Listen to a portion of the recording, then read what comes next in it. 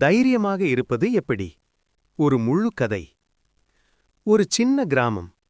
அந்த கிராமத்தின் ஓரத்தில் இருந்த ஒரு பழைய வீடு. அந்த வீட்டில் வாழ்ந்தான் ஆதி. ஆதி புத்திசாலி, படிப்பிலும் கெட்டிக்காரன். ஆனால் அவனிடம் ஒரே ஒரு குறை இருந்தது. தைரியமில்லை. யாராவது கடுமையாக பேசினால் சரி சரி என்று தலையசைத்துவிட்டு போய்விடுவான். தன் கருத்தை சொல்ல வேண்டிய இடத்தில் என்னால முடியாது என்று பின்னால் ஒளிந்து கொள்வான். அவனுக்குள் ஒரு குரல் எப்போதும் சொல்லிக்கொண்டே இருக்கும். நீ போகாதே, நீ பேசாதே, நீ முயற்சி செய்யாதே, தோல்வி வந்திடும். பள்ளிக்காலம். பள்ளியில் ஆசிரியர் கேள்வி கேட்டால் பதில் தெரிந்திருந்தாலும் கையை உயர்த்த மாட்டான்.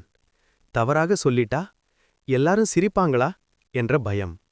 ஒரு நாள் ஆசிரியர் கேட்டார், இந்த கேள்விக்கு யாருக்கு பதில் தெரியும்? ஆதியின் மனசு சொன்னது, உனக்கு தெரியும்.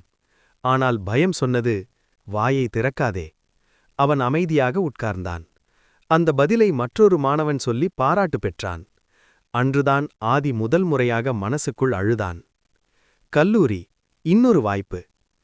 இங்கே எல்லாம் மாறும், நான் தைரியமாக இருப்பேன் அப்படின்னு நினைச்சு கல்லூரிக்குள் நுழைந்தான். ஆனா மனசு மாறவே இல்லை. செமினார் பேச சொன்னால் குரல் நடுங்கும். இன்டர்வியூ போக நினைத்தால் கால் தடுமாறும். நீ யாரு? உன்னால என்ன செய்ய முடியும்? உன்னை யார் கவனிக்கப் போறாங்க? இந்த கேள்விகள் அவனை தினமும் கொன்று கொண்டே இருந்தன. வாழ்க்கையின் முதல் பெரிய தோல்வி. கல்லூரி முடிந்து வேலைக்கு விண்ணப்பித்தான். இன்டர்வியூ அழைப்பு வந்தது. ஆனா அவன் போகவில்லை. இப்போ இல்ல, நான் இன்னும் ரெடியா இல்ல அப்படின்னு சொல்லி வாய்ப்பை விட்டுவிட்டான். அந்த நாளிரவு அவன் அம்மா மெதுவாக கேட்டார், ஏன் போகலப்பா? ஆதி கண்களில் கண்ணீர் நிறைந்து சொன்னான், அம்மா, எனக்கு பயமா இருக்கு, நான் தோற்றுடுவேன்னு. அம்மா சிரித்தார். அந்த சிரிப்பு கேலி இல்லை, அது அனுபவத்தின் சிரிப்பு. அம்மாவின் வாழ்க்கை பாடம். அம்மா சொன்னார், பா, தைரியம் அப்படின்னது பயம் இல்லாம இருக்கிறதில்ல. பயம் இருந்தாலும் முன்னே போறதுதான் தைரியம். ஆதி அமைதியாக கேட்டான். அம்மா தொடர்ந்தார், பா, நான் உன்னை வயிற்றுல சுமந்தப்போ எனக்கும் பயம் இருந்துச்சு.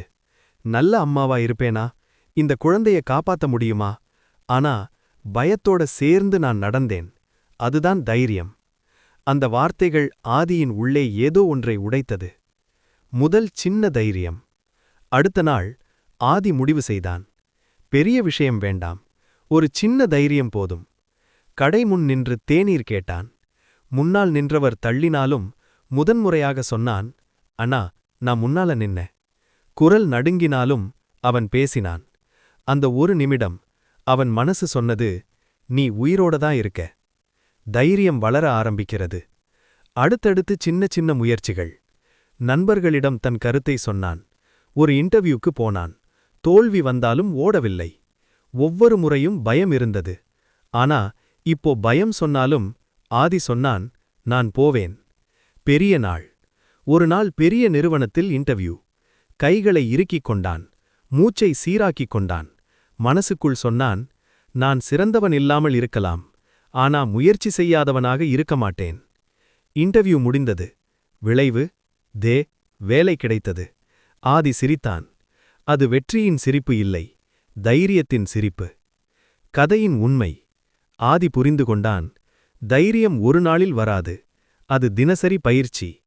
பயத்தை ஜெயிப்பது இல்லை, பயத்துடன் நடப்பதுதான் தைரியம். உங்களுக்கு ஒரு செய்தி. இப்போது இந்த கதையை கேட்கும் நீங்களும் ஒரு ஆதிதான். தைரியமாக பேசப்படுகிறீர்களா? முயற்சி செய்ய தயங்குகிறீர்களா? நான் முடியாதுன்னு நினைக்கிறீர்களா? நினைவில் வைங்க, தைரியம் அப்படின்னது பிறக்கும்போதே வர்றதில்ல, ஒரு சின்ன முடிவிலிருந்து ஆரம்பிக்கிறது. இன்று ஒரு சின்ன தைரியம் எடுத்து பாருங்க. அடுத்த வாழ்க்கை அந்த ஒரு அடியில்தான் ஆரம்பிக்குது.